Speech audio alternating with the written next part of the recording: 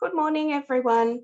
On behalf of the Professional Standards Unit, we warmly welcome everyone joining us today for this webinar on safeguarding risk management. My name is Tamara Cunyeto and I'm the Safeguarding Manager at the PSU. As a matter of housekeeping, I wish to remind all of our participants that this webinar is being recorded and that as participants, your microphones have automatically been placed on mute and your cameras turned off. Today, I'm joined by Sandra George, Risk Consultant from Catholic Church Insurance, who will be co-facilitating the webinar. We're also very excited to have with us 4 guest panellists who are also safeguarding committee members at their respective parishes. And they are Peter Evans, who's the Business Manager at Rowville Parish, Lisa Brick, Safeguarding Committee Member at the Bayside Catholic Mission, Rodney Deering, Safeguarding Committee Member at the Grovedale Parish, and Peter Williams, Safeguarding Officer at the Montmorency and Eltham parishes. And we're also supported today behind the scenes by the PSU team and of Safeguarding Officers Louisa Pisano and Rosemary Teed and Breck Burgess assisting.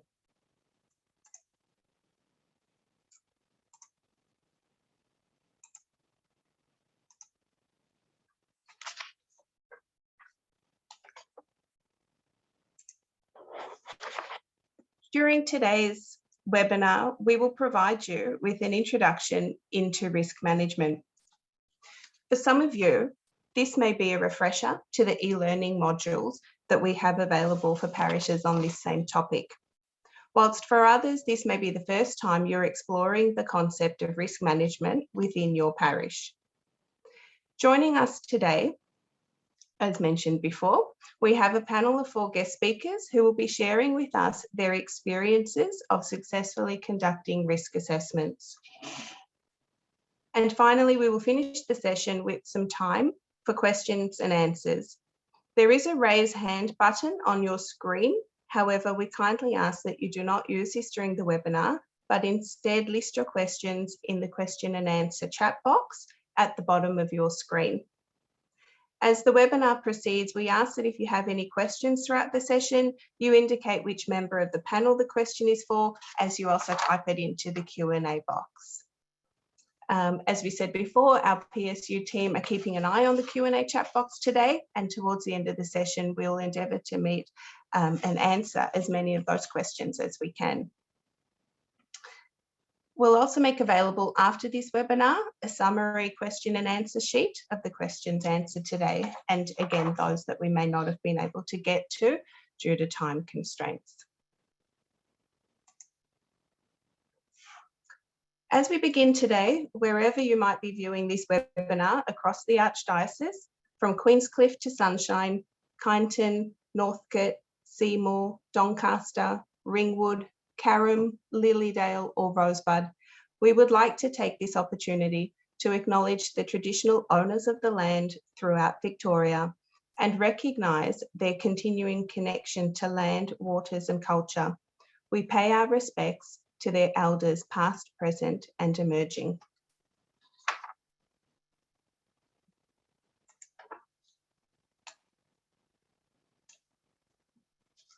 We also acknowledge the pain and harm caused to the victims and survivors of child abuse in the Catholic Church. The Professional Standards Unit dedicates its ongoing work to all victims and survivors of abuse. Victims and survivors of abuse often say they tell their stories so that other children do not have to suffer what they had to suffer, and we have learned so much from their stories. During the Royal Commission into Institutional Responses to Child Abuse, victims and survivors of abuse were given an opportunity to share a message with the Australian community about their experiences and hopes for creating a safer future for children.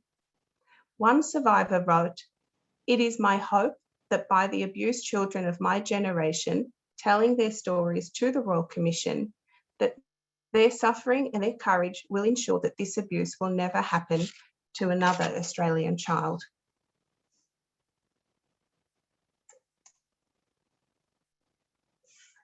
We invite you now to pause for a few moments of quiet prayer and reflection before we begin today. Let's take a minute together.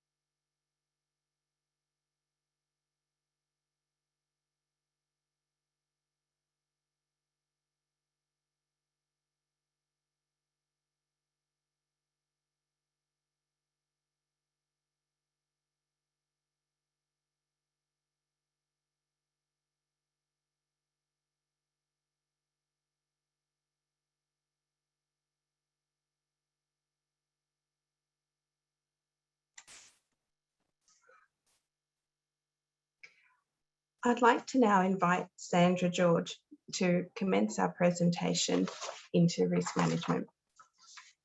Thanks, Tamara. So before we start, just a quick reminder that all microphones are on mute for this webinar, and we encourage you to place any questions you may have along the way into the Q&A chat box on your screen.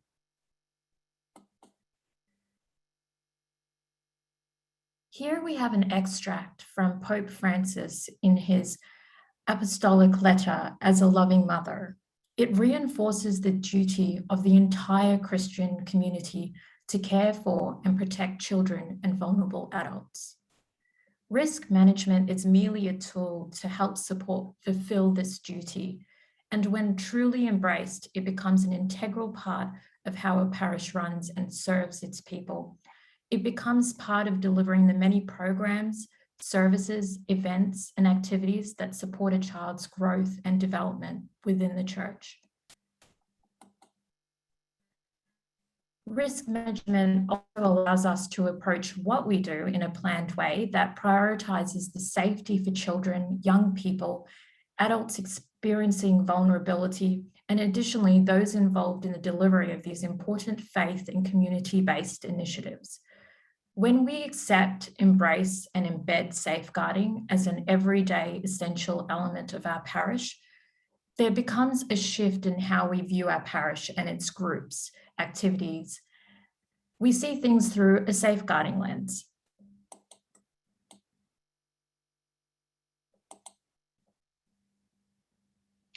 The Catholic Archdiocese of Melbourne's Safeguarding Children and Young People framework has been informed by the following frameworks: the Victorian Child Safe Standards, the 10 National Principles for Child Safe Organisations, and the National Catholic Safeguarding Standards.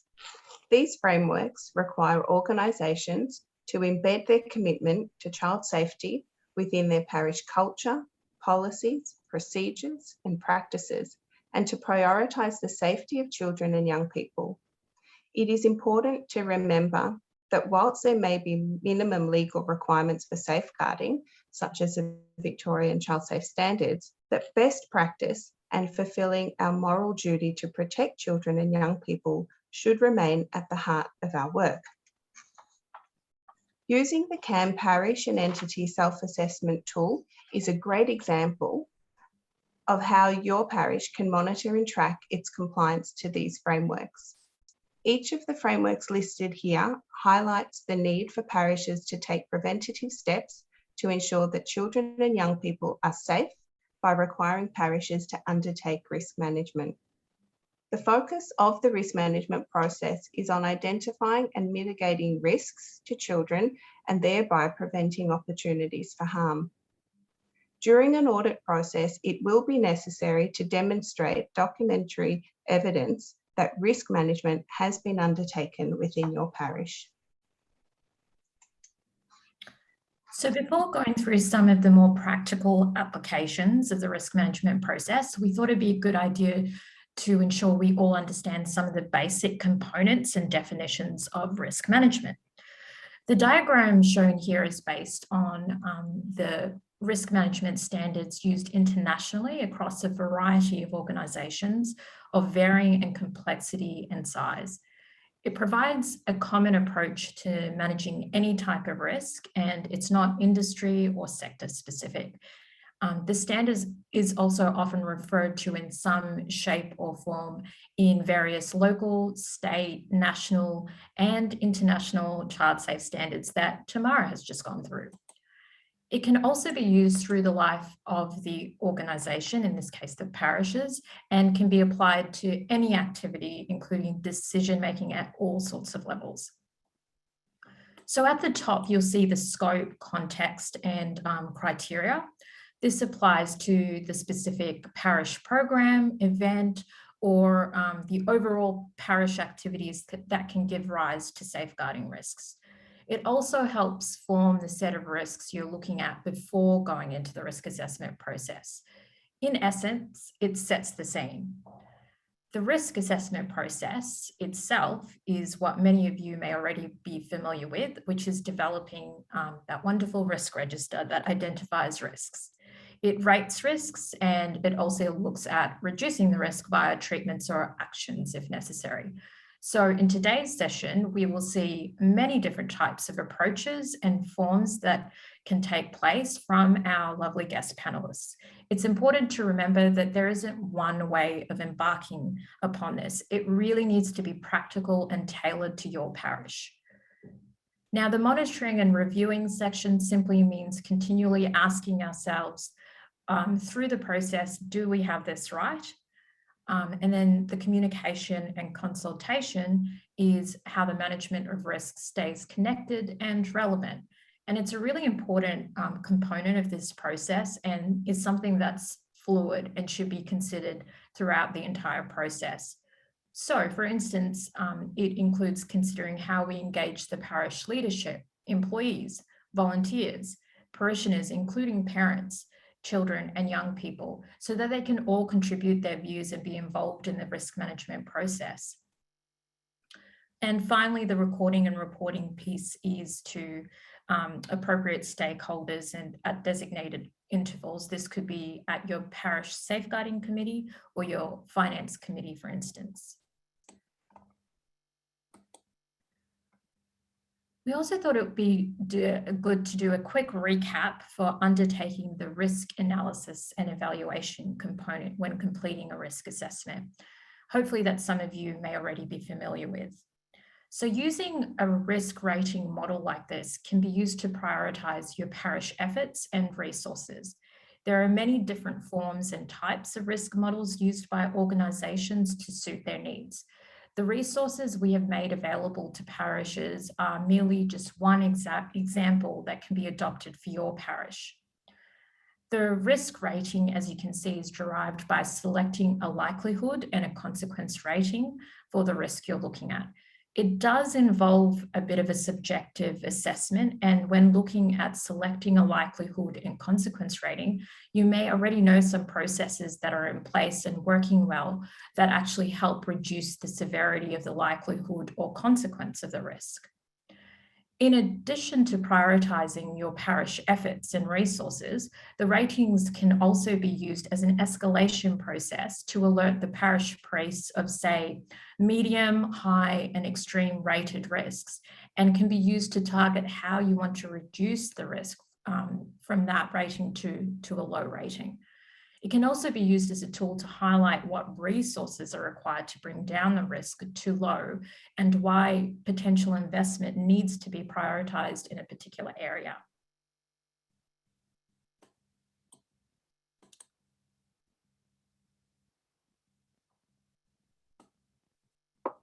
The Victorian Child Safe Standards lists the following forms of child safety harm and abuse. Once we have identified these safeguarding risks faced by children within our parish, then we have a clearer understanding of what procedures and controls need to be in place. Keeping these forms of child safety harm and abuse in mind serves as a useful way of identifying risks for the particular programs, groups, activities, ministries and events that children are exposed to and participate in at your parish. Please note that these forms of harm and abuse also apply more broadly to young people as well and vulnerable adults. So after looking at the forms of safeguarding risks for children and young people, we start to make the connection of how these risks are linked into our programs, groups, activities, ministries and events that the children may be participating in or are exposed to. When we begin to look at the programs, groups, activities, ministries and events at our parish, the list is extensive. The examples on your screen are certainly not a definitive list and they will differ across the parishes. From a safeguarding perspective, risk management is an important first step in delivering these programs, groups, activities, ministries and events to our communities. Risk management needs to become a vital part of your parish's administration and conduct. It needs to be formalised and your risk management plans must be completed, documented, regularly reviewed and retained. In this way, we can liken risk management as the nuts and bolts of safeguarding, for it's when we take these groups these activities, these programs, these ministries and events, and we begin to look at them through our safeguarding lens, that we begin to question what we do and how we do things. We question, we reflect, we review, and we implement. And this is the essence of safeguarding. This is where a change in the culture of safeguarding is possible. And we're very excited to have our parish representatives here with us today, who will shortly be sharing with us how they have successfully navigated this.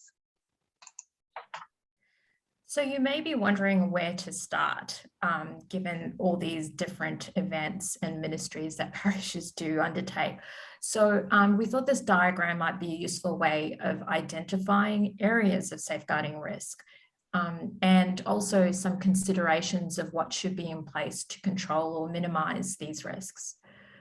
So some safeguarding areas of risk that are common to all parishes are included, but not limited to, recruitment, selection and training requirements, the visitor processes, safe physical and online environments, safe programs, and responding to abuse and or misconduct.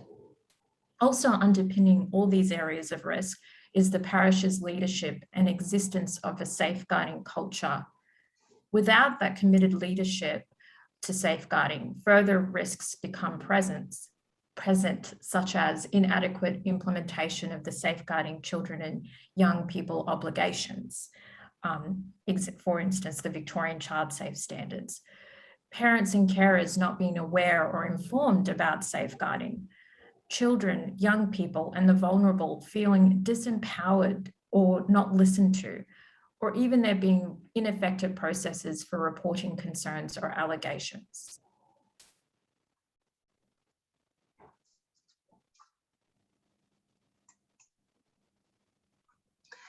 Okay, so we do have lots of resources available for parishes to access and use.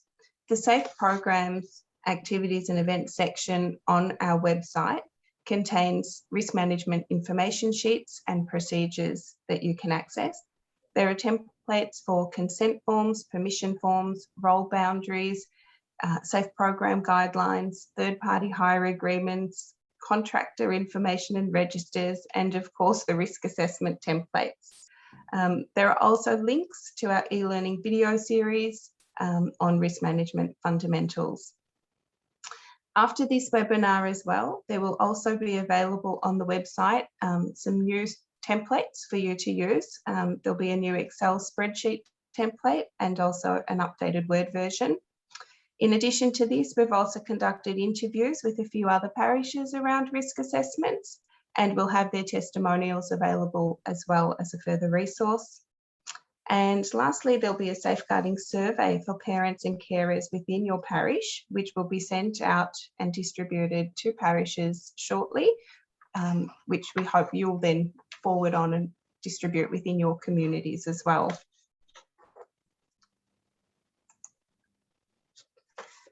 So just quickly, once again, as we did mention earlier, this webinar will be made available as well afterwards as it's being recorded. We'll also make available a summary Q&A sheet from any questions that come through the webinar and also those that we can't get to due to time constraints. And that will all be made available to you as well. Please remember that if you do require any further support and advice, you can always contact the Professional Standards Unit team. And with all of that now being said, I'm going to kindly ask Sandra to introduce our first guest panelist for the webinar. Thanks, Tamara. So we have Peter Evans, who's a business manager at the Rowville Parish, and he'll be talking through an after-school religious education program that he did a risk assessment on. Peter Evans, I'll hand it over to you. Thanks very much, Sandra. I'm going to start by sharing something which is the context that we did. So if you remember, Sandra presented that diagram at the start, and it can be intimidating if you've not come from a background of risk assessment or don't have some of the formal training that some people might have. And this is a subset of something that we did in our parish, which highlights the areas of activity in the parish, and a very, very subjective risk rating of the entire program. And that is a risk rating before we start looking at managing the risk. So I'll explain the structure. So don't try and link these high, medium, low to the structure that Sandra presented earlier. This is a very, very subjective program assessment, but it's fact-based. What we did is we looked at the various categories that might be active within the parish, and you'll have similar categories. You might have different emphases, or you might have some additional ones. So we broke it into liturgy, where we interact with a lot of our parishioners, pastoral and spiritual, administrative activities, outreach, where we're doing things generally outside the parish premises or outside the areas of liturgy and spiritual, and then large-scale events. So we looked at those categories and we identified all the various activities in those categories. What we then did is just do an assessment of the risk which exists to the children and the young people in a safeguarding sense for each of those programs or activities, based on the frequency that they're interacting with children or the exposure that children might have. And I've highlighted the top row because one of the tricks with risk management is to focus closely on the areas where there are significant risks and knock those off first before you start looking at the lower areas of risk, because otherwise it can become a little bit overwhelming. And so let me just explain using liturgy as an example. Studies show that the children will identify with someone who is performing in the liturgy as someone authorised by the parish priest to be in front of them. And as a consequence, they're implicitly going to put a higher level of trust in those people because they are visible in a mass or a liturgy setting, and they will not make the conscious association, but they will trust them more. So they might see them down at the shops or something.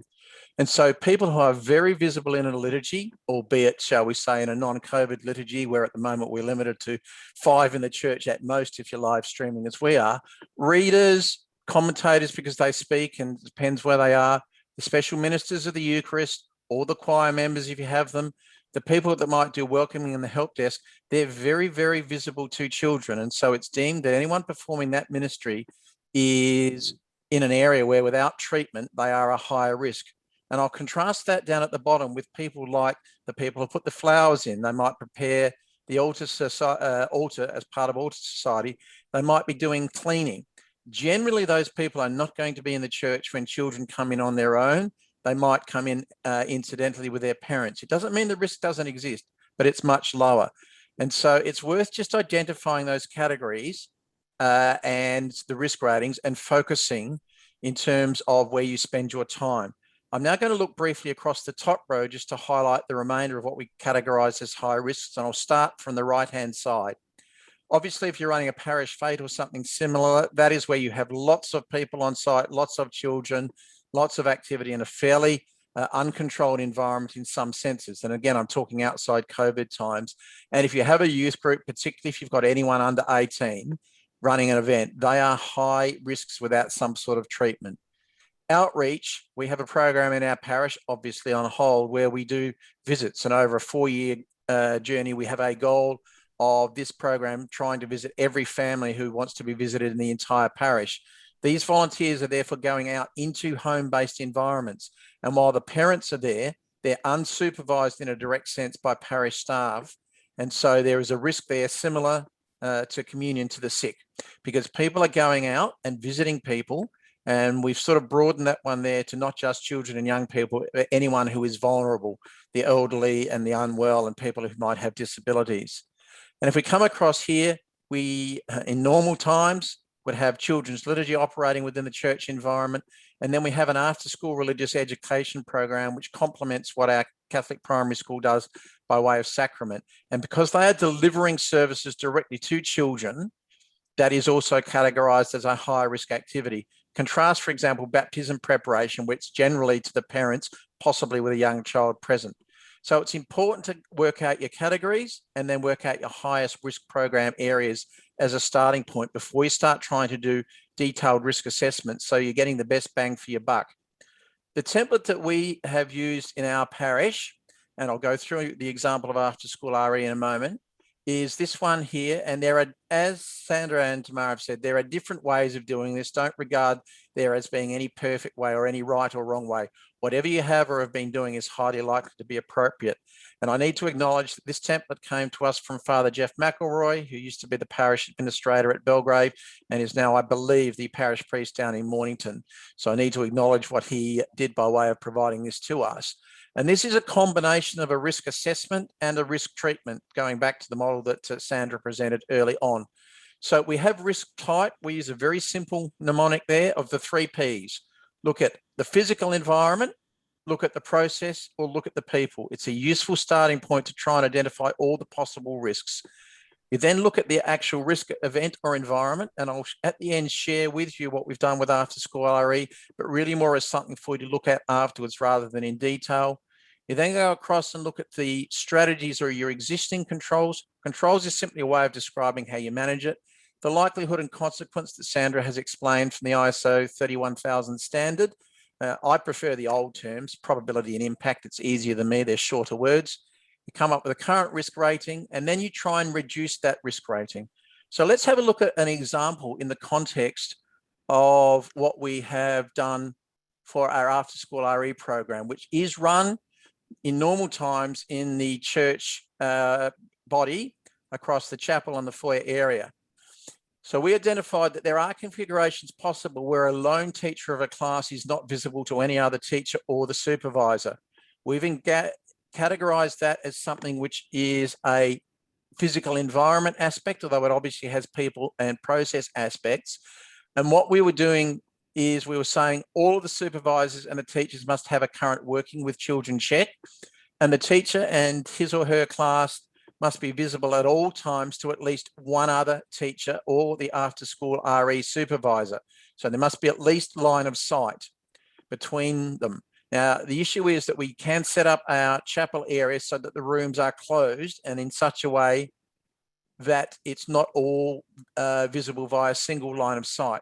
So we've assessed that the risk with that strategy there is likelihood is possible, consequences are major, and as has been said, this can be a little bit subjective. And so we said, without further treatment, without further management, that has got a high risk rating, and it's something we're not particularly comfortable with. So what we've done is we've said a new risk strategy, and we're just about to roll this out with our After School RE people, who at the moment are unfortunately relegated to running everything via Zoom, which brings its own other challenges for safeguarding, and that's a whole separate area that we're looking at. We have said, because one of the teachers was preferring to close the door to remove the issue of noise from the adjacent areas, we said all doors and partitions must be left open to ensure line of sight. The supervisor has to do spot checks all the way through the class. So walking around, checking the different grade levels that we've got.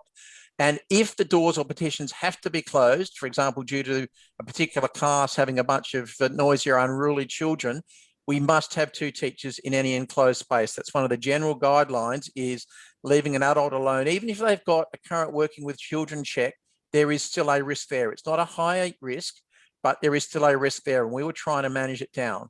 And we then identified who is responsible, the After School RE supervisor and all the teachers. And through doing that, we've assessed that we have been able to reduce that to low simply by taking what we had been doing, and we'll be rolling this out shortly when they go back into the actual physical class space, and then actually introducing a couple more rules. Now, getting a second teacher can be problematic. It might mean that we have to combine 2 classes at one particular point in time, which we've got elsewhere in the risk log.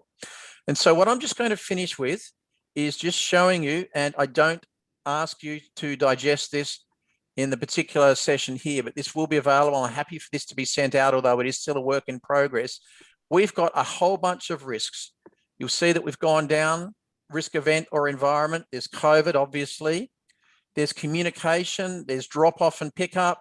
What do you do if a carer is late for pickup? Example, you've got to make sure that at least 2 of the teacher or supervisor remain. You've only got 1 supervisor or teacher present, unlikely. The one we just done is configurations. Only 1 child is present, and so on. We've got a whole list of things here. And some of these are really just normal teaching things about asthma attack and anaphylaxis risks.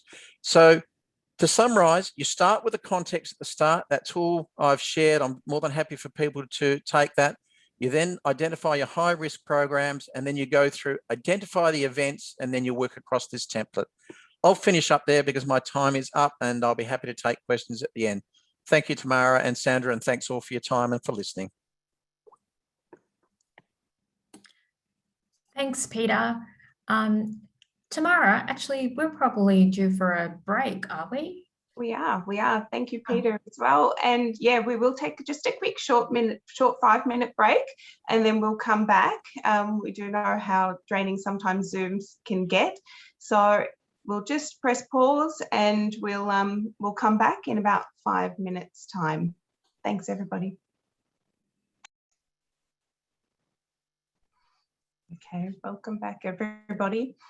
Sandra, I think we are ready for our second panelist, please. Great. So our next panelist is Lisa Breck. She's part of the Safeguarding Committee member at the Bayside Catholic Mission. And the parish program she's going to talk through is the Sacramental program. And the key management risk management principle illustrated that the technique is developing a completed risk assessment template for ongoing use. I'll hand it over to you, Lisa. Thanks, Sandra. No worries. Yeah. I'm Lisa Breck. I'm part of the Bayside Catholic Mission, which is a new enterprise. And I'm just going to share my screen and go through what we have been up to. Just for everyone's information who may not be aware, Bayside Catholic Mission is a very new adventure. We were established in August last year, and so obviously we have only been functioning virtually through lockdowns, and we're the culmination of 5 parishes and 6 different churches. And of course, when we started, we had nearly 5 different safeguarding committees. So just as a bit of a background there.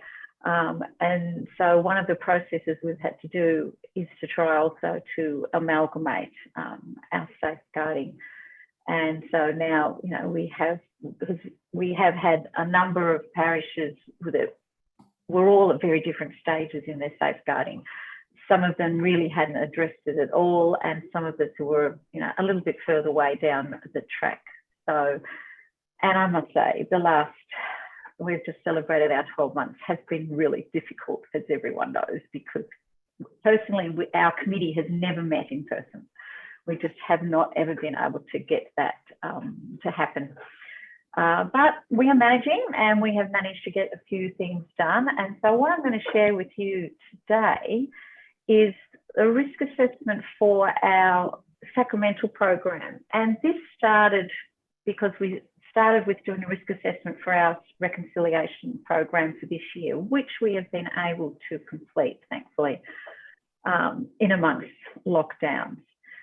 And we looked at it and we thought, okay, now actually each of the Sacramental programs is pretty much the same in the process that happens. If children come together, we prepare them, they receive the sacrament. So we thought we would just do the one Sacramental program risk assessment for them. So this first page is essentially our context sheet. You know, what is the program? You know, what are we hoping to achieve? You know, where is it going to be held?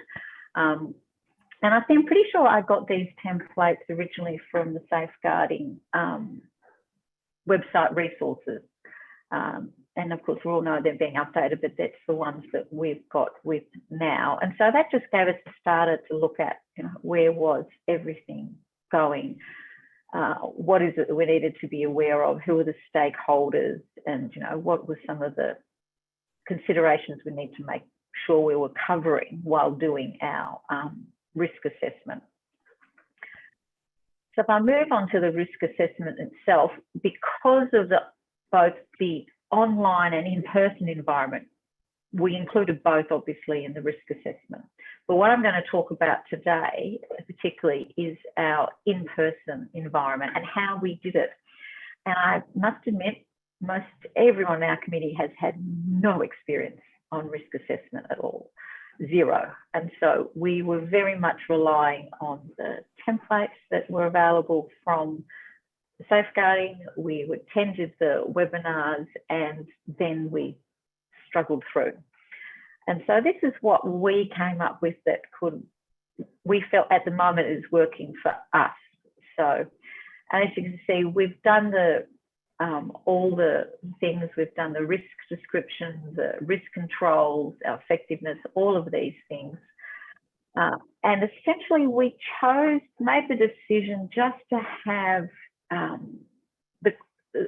the one consequence rating at this point, and to pick the one that was the one you needed to most make sure was addressed. Part of the reason for that is because with no training, we were finding the other ones quite overwhelming and confusing if we went through everything. And really, when it came down to it, why are we doing a risk assessment? Because in the past, we have failed, particularly when it comes to child abuse.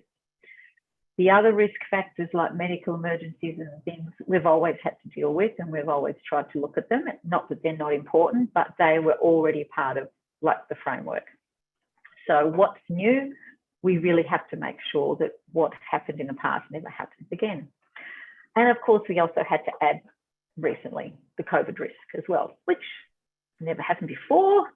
And so we had to add that one as well. And as you can see, we went through and we tried in our own limited way to detail all the different things we thought that might help control these risks that we could see here. And they're by no means an exhaustive list. Looking at Peter's, I could even see, oh, that's a good idea. It's so good having other people's ideas and things of how to do things. But for the basis of what we were looking at initially, this is how we did it. And a lot of it was just the very basic stuff, like making sure everyone has a code of conduct, everyone has a working with children check. We've always, over the last year or more, particularly when you could meet in person, and even before that, last few years, we've always tried to make sure there's 2 catechists present anyway for every class that we have. And if it's not a catechist, we would invite a parent to stay, just to make sure that we've got 2 adults. And then ideally the parent would have provided us with their working with children check as well.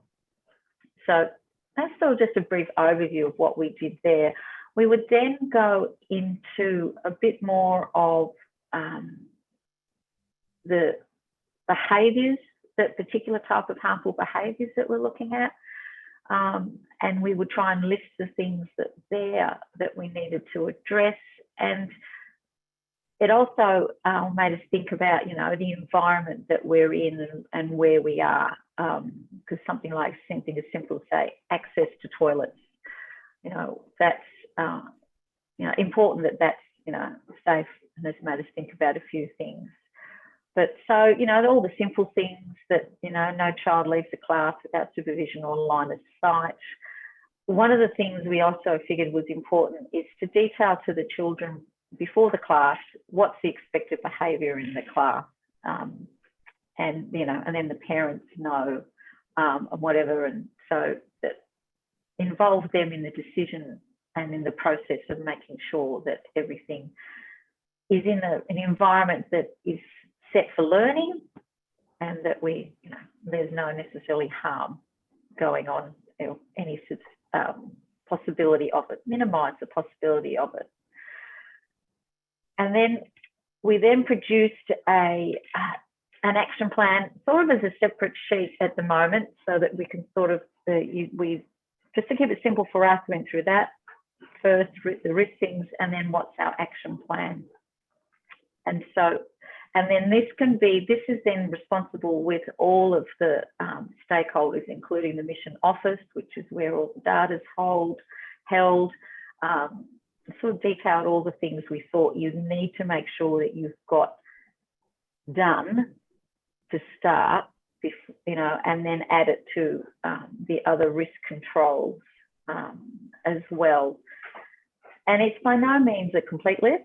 It is still very much a work in progress, because we've actually only managed to do our reconciliation class online and in person. It was a combination of both. This year's First Communion class, unfortunately, we haven't met them, unfortunately. And we've started online, but we've got it on hold at the moment until we can meet them again.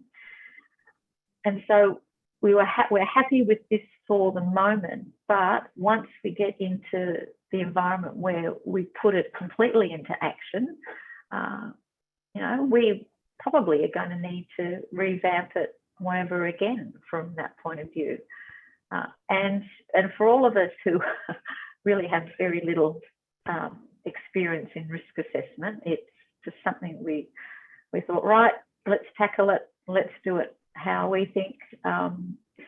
Sandra and Tamara have been great in saying, yes, you're on the right track. You know, we have to own it essentially. And so this is sort of why that we've done this way, and that we want everyone who's a stakeholder in this to have ownership from it. So by creating it such that it sort of suits us for the moment, we sort of have ownership on it. So, and it's something that hopefully we can work on. And it's fairly simple, as you can see. And we're trying, which is about all we can do, I think, in this particular point, is that we're trying to get there in this new environment that we've got. So thank you, Sandra, for the opportunity to share it. No, thank you, Lisa. Look, I think that part of risk management is like in an ongoing improvement process anyway. So you've got to start somewhere, and it's fantastic that you've made such good progress already. Thank you. All right. I guess I'll be introducing the next speaker. Tamara's nodding.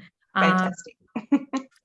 So our next speaker is Peter Williams from Montmorency and Eltham parishes. He's a child safeguarding officer, and the parish event that he's going to speak about is a Christmas Mass. And what I like about this one is that there'll be a lot of photographs and visuals, and illustrates how identifying physical locations and layout risks are an important consideration in the process. I'll hand it over to you, Peter. Thanks, Sandra. I might just share my document with everyone. Yeah, go ahead. Get that running. Great. Okay. Is that running? Oh, there we go. That's better. It is a bit of a change of pace, this one. I think that it's just about a Christmas Eve children's mass that we hold each year. This has been going on now for many years in Montmorency Parish, and now we've joined with Eltham, so it's now a joint venture. In the last 2 years, we've now applied the risk management process to it. This mass is actually quite popular. It attracts somewhere between 1,200 and 2,000 people each year, so it's quite a large gathering that we have to deal with. Obviously, it's outdoors. We can't deal with it indoors. The focus on the mass is actually for children and young people. So the children are actually encouraged to come dressed up in nativity theme. We have the priest who's running that particular mass. We have a couple who we have with us. They focus their homily on the children and young people. The mass is actually supported by a choir and musicians, and their membership's drawn from obviously both parishes and consists of adults, children and young people. So it's a very much and a fully integrated process that we have. Over the years, we've had a couple of different venues, and they've sort of been successful to some degree or another. But once we've applied the risk management approach, it's become evident that we needed to look at more closely what venue we were using. We've sort of used the local Montmorency Oval in the past, and we've also used 2 of our 3 parish primary schools, St Francis Xavier in Montmorency and Holy Trinity Primary School in Eltham North. The sorts of things we were looking at were really the ability for this venue to provide a secure and safe environment for children and young people, a location that probably lessens the impact on the neighbours, so we're not too unpopular, Some fenced grounds that provide some manageable access points. Pedestrian access and car parking issues need to be addressed. And a venue that provides suitable space to cater for the mass, the size of the oval, access to power, toilets, etc. And finally, and strangely enough, protection from the afternoon sun and sun glare. We're in the middle of summer, a practical issue that we have to always consider. And obviously in 2000, so this one is based on 2020, and that year, of course, last year we have to consider all the COVID restrictions that are placed upon us. So we actually had to cap the attendance at 800. We chose Holy Trinity Primary School as the location for this mass. It presented as the best lower risk option for us. The school is actually not near any of our churches, so it's 3.5 kilometres away from the nearest church, so that presents some issues in itself. Obviously, what we were considering was not only the safety and health and welfare of all the participants and children, but clearly, once again, we have to look at how we implement all the COVID requirements that go with it. So if we come in now and have a look at the school itself, it consists of a number of vehicle and pedestrian access points. So there were certain risks associated with how we control that. How do we stop unwanted people coming into the school grounds? We've experienced that in the past, and the school has experienced in the past, mainly people wanting to use the basketball courts and use the ovals because they see the gates open. So we had to look at how we would deal with that. We saw risks of, we've got a lot of young children, large groups of people. How do we stop children from wandering off or help stop that occurring? We had to look at the problem of the safety of children with vehicles parking in the school grounds before Mass and then leaving after Mass. And then, of course, we had to, how do we deal with the COVID restrictions that go hand in hand with that?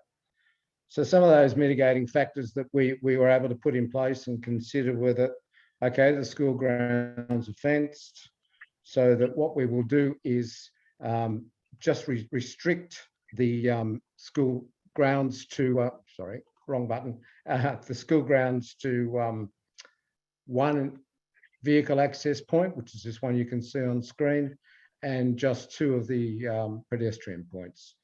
They were actually then, obviously we needed it for COVID, but they were then manned by a number of COVID marshals who implemented all the QR codes, registering, book-in, but also monitored the numbers. They stayed on site throughout the whole Mass, so there was control about anyone moving in and out of on the grounds. Car parking was then very limited in the school grounds, and only in the car park, and basically only for disabled and elderly people who were attending the Mass. So if we have a look at the choice of the area for it, we chose the top oval. It provided the best option for us. It has a number of limitations in itself. As you might see here, it's a bit hard to see, but there are some play equipment sitting behind this fence. That actually was a bit of a concern because it's actually going to be directly behind the altar. So that created a bit of a distraction, or the possibility of a distraction during the Mass, or the fact that a child could be injured because they'll be playing there unsupervised. We had an issue with the rear soccer nets sitting back here. That's obviously, once again, a bit of a distraction. Potentially exposed wiring that would be present because we had a sound system and mixer all sitting back actually about this point. So we had wiring running right through the middle of all this. how we would deal with any injury or medical incident that might occur during the mass, and how the issue of sun glare and protection from the hot afternoon sun. So they were all issues that we had to deal with. And so what we looked at was this oval actually provided us with the best option for protecting sun glare. Obviously, you can see the trees around, so that was a bit of a help for us. Once again, it seems to be a funny thing to think about, but actually has a major impact on how you run that mass. Potential for children to be injured on the play equipment, so that was all fenced off, so that no one was allowed to be there, and it was monitored. The soccer nets were removed, so that assisted in that area. The electrical wiring then was all taped down to the synthetic turf that we have here, so that was assistance, and that minimized that risk as well. And finally, we were very close to the school, and very to the school office and first aid area, so that gave us direct access to first aid equipment, defibrillator, and we had first aid staff on hand. So that was the sort of issues that we saw with the top oval. So that's this area here. You can see the play equipment is actually covered. We had other issues that we had to deal with. We have our lower oval here, basketball courts, so we're concerned about that access.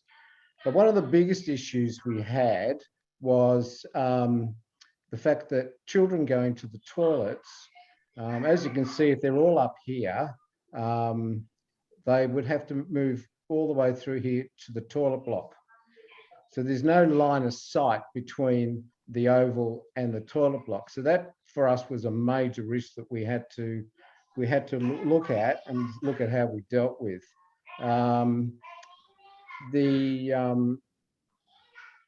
The issue then was, how do we deal with that? So if we just come in a bit closer, you can see that there is access to the oval and basketball courts is the area you would have to travel. You'd have to travel up in here into the toilets.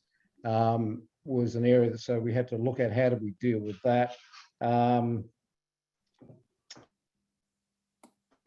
So what we would do, and obviously children going to a function, I think any parent would know, a child might be asked 25 times before you leave, you need to go to the toilet. Of course they don't. The minute they get there, they need to go to the toilet. So it's a very busy area during the mass, I've got to say. So what we did was placed a child safeguarding committee member pretty well at that yellow bollard, and that actually was a good control point, because you could actually control anyone going to the oval on all those areas. We can make sure that didn't occur. We then had safeguarding people stationed at the toilets to make sure that we had that covered, and there was no risk of a child wandering off and heading to the toilets by themselves. So that was a pretty major aspect of what we did. At the beginning of the mass, there was a welcome, and part of the welcome is actually to talk about the parish's commitment to child safety, and to talk about how we require people to escort their children to the toilets, and the rest of the grounds are out of bounds. So the other area we had was the courtyard area just off the toilets. Once again, a risk could be entering. Someone could try to enter the school buildings, or a child could be isolated in that area by themselves. Once again, we had child safeguarding officers here stationed at this end of the toilets and at the other end, so they've actually got a clear view into that area. And lastly, we then put that into our our risk assessment documentation, and each of those elements of the risk assessment were then addressed and assessed how we could best suit those. Things like the safeguarding committee members being highly visible and high vis vests and all those sorts of issues. So I think that's probably my time, but that's sort of how we dealt with that, and how hopefully we've mitigated a lot of those risks. Thanks, Sandra. Thanks, Peter. That was great. Obviously a lot to digest in terms of identifying physical location risks and access points. So thank you so much. Now we're going to hand over to Rodney Deering, who's part of the safeguarding committee at the Grovedale Parish, and very topical at the moment. He's going to run through a parish program around managing children liturgy in an online environment. And when we spoke to Rodney, what I love is the technique he's illustrated through his assessment or application is communication and consultation. I'll hand it over to Rodney. Thanks very much, Sandra, and hello to everyone. I work for the Grovedale Parish, which comprises Nazareth Parish in Grovedale, St Therese Torquay in Torquay, and St Christopher's Church in Anglesey. Sorry, I'm getting a bit tongue-tied there. So I work for them in a finance administration capacity, but also I'm a member of the safeguarding committee down there. So what we had last year, basically this time in August, was a number of people who were involved with Children's Liturgy of the Word at our Grovedale Church each Sunday, thought it would be a great idea, and it was a great idea, to move it to an online environment using Zoom, because we weren't able to gather together. And so they thought this would be fantastic. So they put a notice in the bulletin down there for the 16th of August saying, we're going to do this. And part of the bulletin notice said, just pop it up here, to be part of this, email your details to children'sliturgygrovedale@gmail.com or book via Try Booking. Now, of course, this was immediately threw up some red flags. Firstly, they had a non-parish email address, which they set up in Gmail. So, of course, under the Archdiocese guidelines, and for good and proper reasons, we can't do that. Everything has to be through official parish channels. Secondly, their Try Booking page was just a booking page with nothing else on it. So there was nothing there about consent, child safe instructions or anything. And thirdly, the inherent risks associated with using Zoom, which can be quite substantial. So the first thing I did was talk to people, to contact the people concerned who had this fantastic idea, to get their background and what they were doing, but also to explain why things needed to be done in a different way, to bring them on board so that everything was done in a child-safe manner. Then I needed to look at what needed to be done. What was the experience of other people? So talking to other parishes who had gone down this track, and also, of course, to the PSU and looking at their material about what was available. The first thing I then did was to make sure that the Try Booking page included in things like one parent or carer needing to be present at all sessions, that the device that was being used in the home was not set up in a child's bedroom or anything like that, but was in a public area, and that we recorded all the sessions and we kept those recordings for 24 hours just in case something happened that we needed to review and make some decisions on, something inappropriate, for example. We didn't want that happening, but we didn't know whether that might happen. We then set up our own email account within the CAM system. So we set up a kidsfaith.grovedale@cam.org.au. So all communications were then through that email account.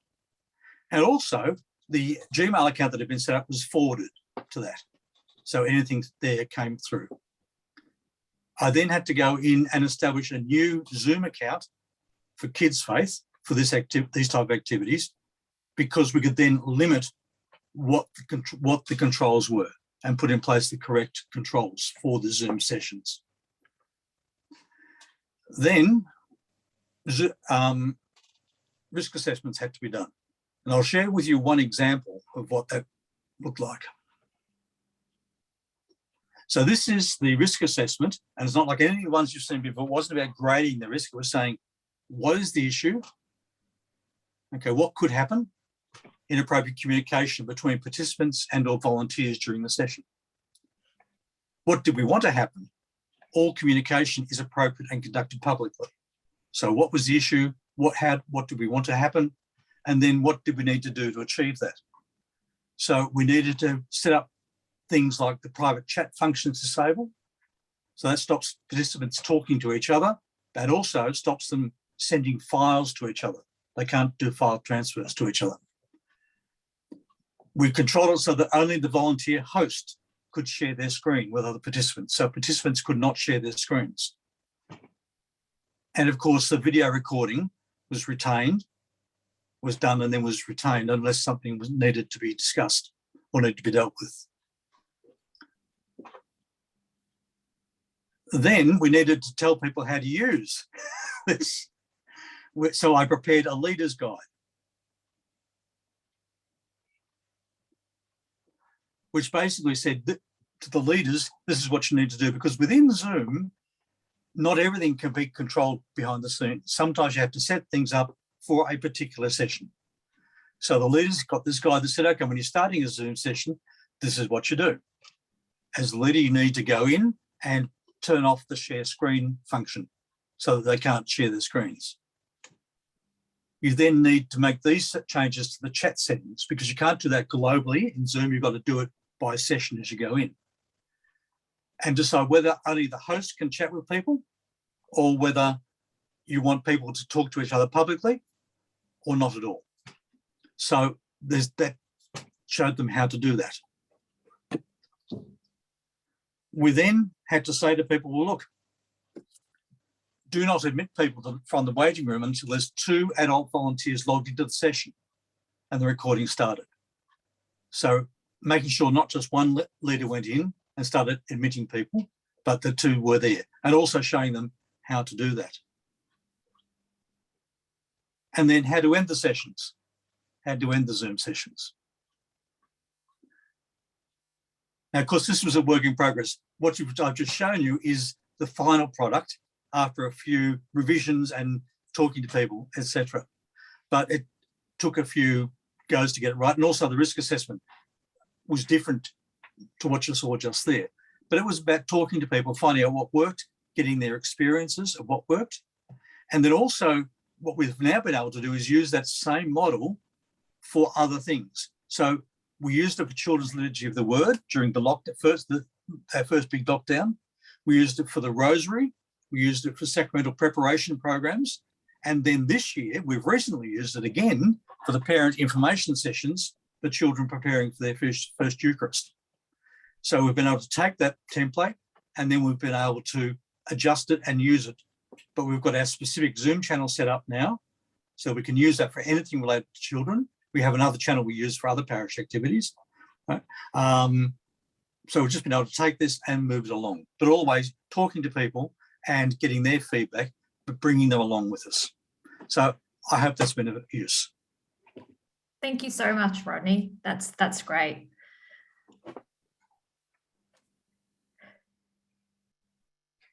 Okay.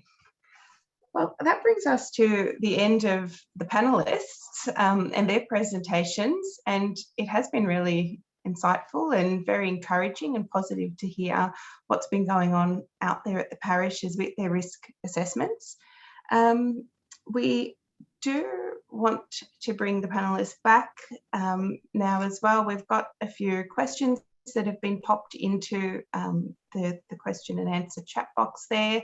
So I'm going to just ask Breck if you can share with us, Breck, some of the questions coming forward. I do believe there was one for Rodney. We might start with you, Rodney, just because you were the last one on screen.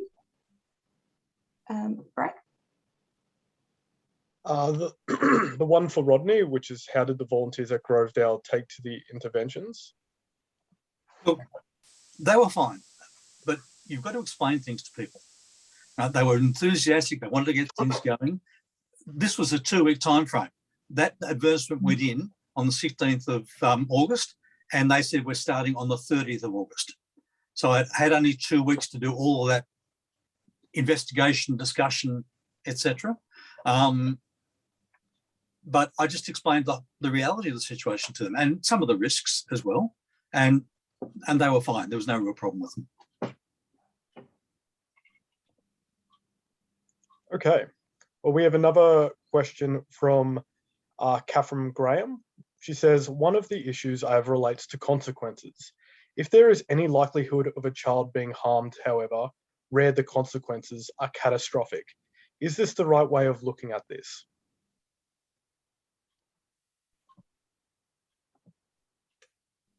Sandra, do you want to address that one? Yeah, sure. I guess it's a tough one to answer, because I think what it comes down to is the way you describe the risk in the first instance, and then you would be guided by what controls and processes you have in place to mitigate that risk.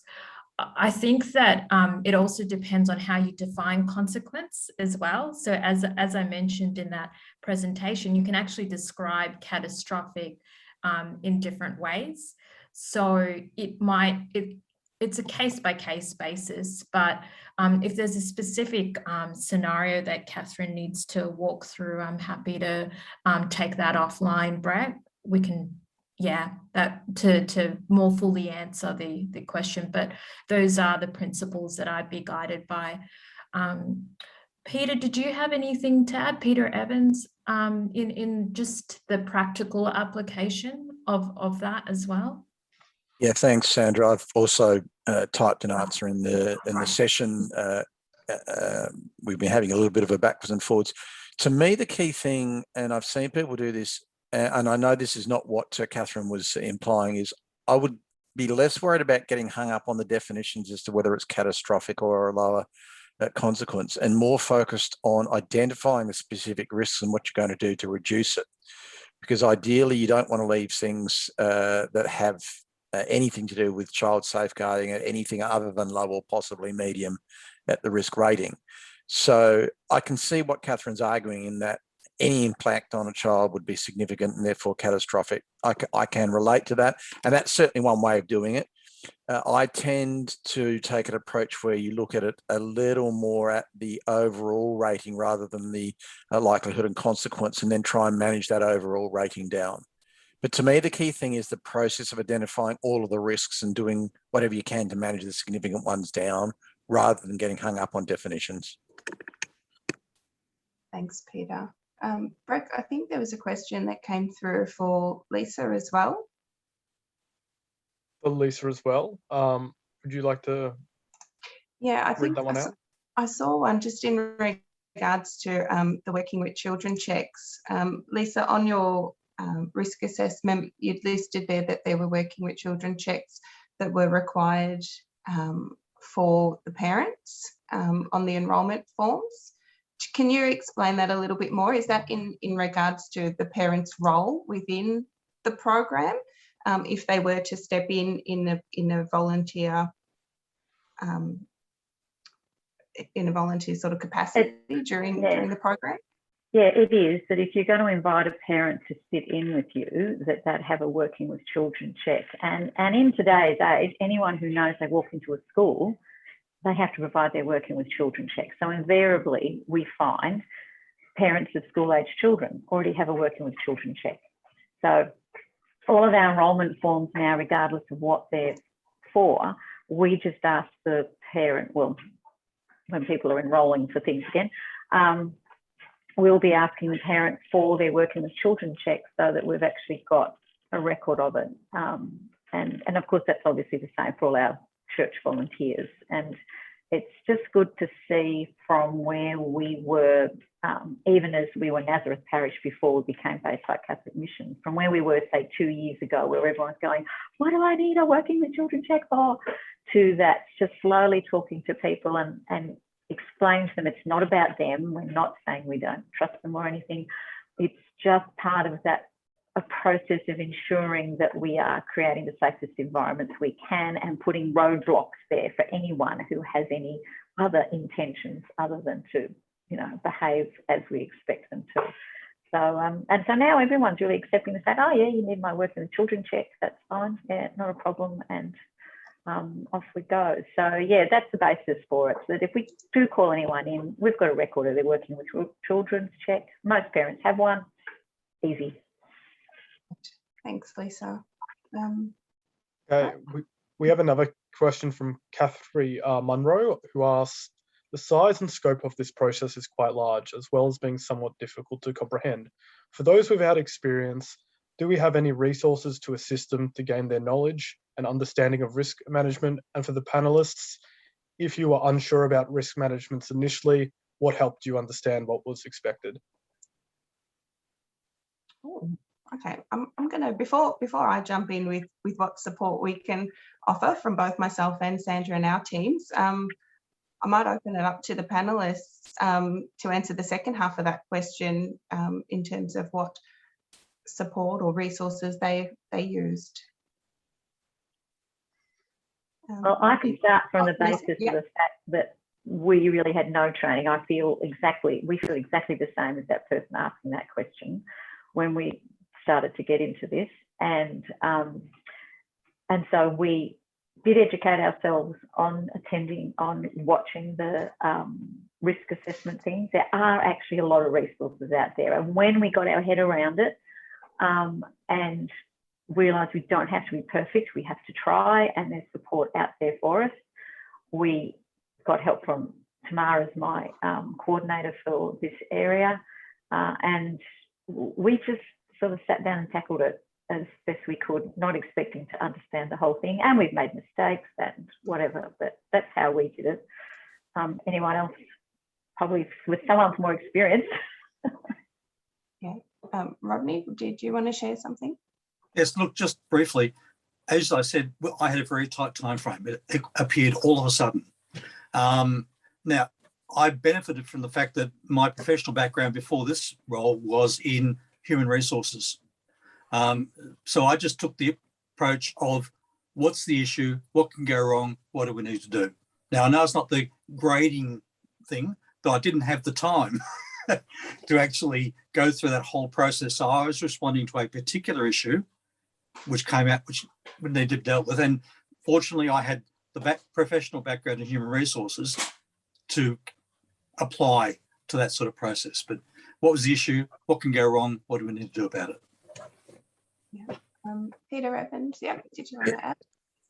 Yeah, if it didn't come through clearly, I have a background in internal large corporation governance, including risk and compliance management. So this is almost second nature to me, and we're blessed to have on staff a part-time person who's a child safeguarding specialist and someone who's a quality control specialist, also very much part-time. What Rodney said, I think, is a really useful tip. I would go one level higher than that. Firstly, that little framework I presented, work out where your biggest risk areas are first, because you can get overwhelmed. Trying to do one of those risk assessments for every activity in your parish, very few parishes, even ours, doesn't have the resource to do that. The second thing I would state, and this often is lost, the conversation is as, if not more important than the output document. And Rodney sort of all did that in his head because he didn't have much time. And I see Lisa nodding as well. If you all are coming from a low base, just sit down and have a chat about what you think the issues are and document what you can. Because whatever you talk about, whatever you document, you're ahead further than where you are now. And so there's this fear of starting, which I suspect if you've not done it, applies to all of us in any sphere of activity. I would have the courage to go and make some mistakes. Obviously, don't put children at risk, but make some mistakes in the process, experiment. But the conversation is as, if not more important than your final document, because you'll reveal things. I've already picked up things in the one that we've just done on after school RE that need to be tweaked and tuned. It's the conversations. Start talking, and we can all do that. Okay. And from our perspective, you know, in terms of that support, as you know, some of the panelists have said, they've drawn on the resources that we do have available that we referenced towards the end of our little presentation at the start of the webinar. There's plenty of information on the CAM website, and you have us as a human resource as well. Each region has a safeguarding officer that you can certainly pick up the phone, send an email to. We'll meet with you when we can in person, but also over Zoom these days. And similarly, you know, it's Sandra and her team at CCI as well. Okay. Thanks, Breck. We have a question for Peter Williams. It says, what preventions and actions do you have in practice regarding people taking photos of children while they are dressed up without the consent of the parents?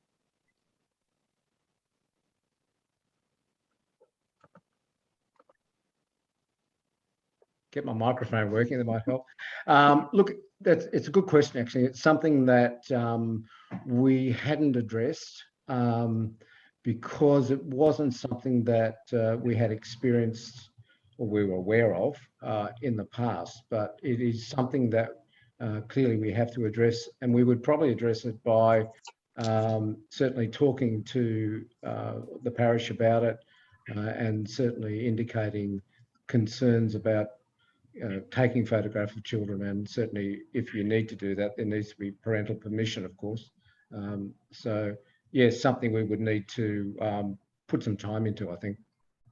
Yeah. Peter, I did see another question whilst we've got you unmuted there, just in regards to the time of the mass that was being held there at the parish as well. Okay, the mass usually, the time varies a little bit over the years, but would normally start at about 6 o'clock with carols, and then 6:30 the mass itself would start. Obviously, because we've got young children, we want to get it not too late, so that's the sort of timing we'd use. Yeah.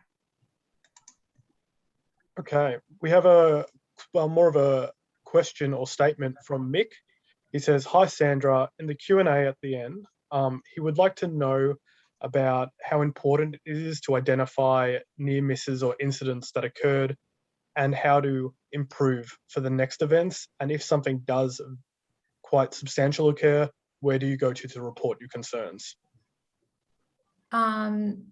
So I'm guessing near misses and incidents. I guess we haven't really talked through that in today's session, but it is part of the overall risk management program. So actually, Tamara, because I'm not as familiar with the CAM process in particular, did you want to talk about that from your perspective, and then I'll jump in after? I'm just thinking because I might be looking at it from a macro level. I think that for me, I'm just a little bit concerned. Is it near misses in regards to safeguarding? Because when we're managing people who may be of concern, there are certainly processes that we will put into place and support the parish with. And it does come back to a risk assessment or perhaps a risk management plan if it was in regards to managing people of concern.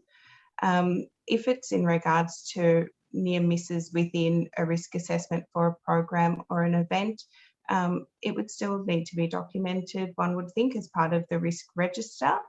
In terms of what we have available with our templates, I don't believe we do have anything in place at the moment around that, but I'm sure we can certainly draw on CCI's resources as well. So yeah, when we typically look at near misses or incidents, we're thinking about slips, trips and falls, or something that happens in real time, and that would complement your risk assessments that you've identified. So usually you have a health and safety, this kind of delves into health and safety sort of incidents. So you'd have a form that you fill out and you'd have a little bit of a process around that.